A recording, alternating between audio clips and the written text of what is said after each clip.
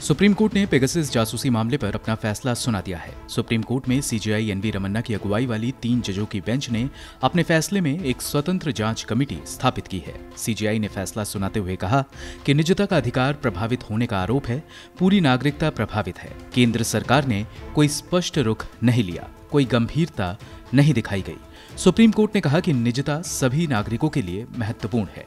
CJI N V Ramana की अगुवाई वाली बेंच ने कहा कि कुछ याचिकाकर्ता सीधे तौर पर इस मामले का शिकार हैं और कुछ जनहित याचिकाकर्ता हैं। सीजेआई ने जॉर्ज ऑरवेल के हवाले से कहा, अगर आप कुछ सीक्रेट रखना चाहते हैं तो आपको इसे अपने आप से भी छिपाना होगा। सुप्रीम कोर्ट ने पेगासस मामले में अपने आदेश में कहा, लोकतांत्रिक समाज के सदस्यों को गोपनीयता की उचित चिंता है।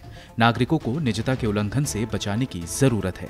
लोकतांत्रिक समाज इस मामले में सुप्रीम कोर्ट में एक याचिका करता है। सुप्रीम कोर्ट ने आगे कहा कि इसे अन्य मौलिक अधिकारों की तरह महसूस करने की आवश्यकता है। कुछ प्रतिबंधों की जरूरत है, लेकिन इन प्रतिबंधों की संवैधानिक जांच होनी चाहिए। कोर्ट ने आगे कहा, हम एक कमेटी बनाने जा रहे हैं जो इस मामले की जांच करेगी और कोर्ट को अपनी रिपोर्ट पेश करेगी। सुप्रीम कोर्ट की बेंच ने कहा, न्याय सिर्फ होना ही नहीं चाहिए बल्कि होता हुआ दिखना भी चाहिए। कमेटी की अगुवाई सुप्रीम कोर्ट के पूर्व न्यायाधीश आरवी रविंद्रन करेंगे। इस कमेटी में 1976 बैच के आईपीएस अधिकारी आलोक जोशी और डॉक्टर संदीप ओबरॉय को भी शामिल किया गया है। कोर्ट ने कहा कि कमेटी मामले की शीघ्र जांच करेगी और 8 सप्ताह में कोर्ट में अपने रिपोर्ट पेश करेगी। सुप्रीम कोर्ट की 3 जजों की बेंच ने कहा कि पेगासस के संबंध में सभी सूचनाओं का खुलासा करने के लिए केंद्र को पर्याप्त समय दिया गया था। हालांकि केंद्र की तरफ से सिर्फ सीमित हलफनामा दायर किया गया। अगर केंद्र ने स्पष्ट रुख अपनाया होता तो हम पर बोझ कम पड़ता। केंद्र को यहां अपने रुख को सही ठहराना चाहिए और अदालत को मुखदर्शक नहीं बनना चाहिए। सीजेआई रमन्ना की अगुवाई वाली बेंच ने कहा, यह अदालत शुरू में समाचार पत्रों की रिपोर्ट के आधार पर रिट याचिकाओं से संतुष्ट नहीं थी।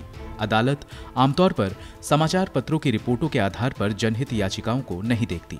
ऐसा बहुत कम किया जाता है और तब किया जाता है जब प्रत्यक्ष पीड़ितों द्वारा कई अन्य याचिकाएं दायर की गई हों। इनके अलावा कोर्ट ने एक टेक्निकल टीम का भी गठन किया है, जिनमें 3 तकनीक से जुड़े एक्सपर्ट को शामिल किया गया है। इनमें डॉक्टर नवीन कुमार चौधरी, प्रोफेसर और डीन, राष्ट्रीय फोरेंसिक विज्ञान विश्वविद्यालय Gandhinagar Gujarat, doctor Prabharan P, professor Amrita Vishwa Vidyapeetham Amritapuri Kerala, doctor Ashwin Anil Gumaste, institute chair associate professor, Indian institute of technology Bombay Maharashtra शामिल हैं। गौरतलब है कि सुप्रीम कोर्ट ने 13 सितंबर को कहा था कि वो कथित पेगासस जासूसी मामले की स्वतंत्र जांच की मांग करने वाली याचिकाओं पर 2-3 दिनों में अंतरिम आदेश पारित करेगी। ब्यूरो रिपोर्ट, गो न्यूज।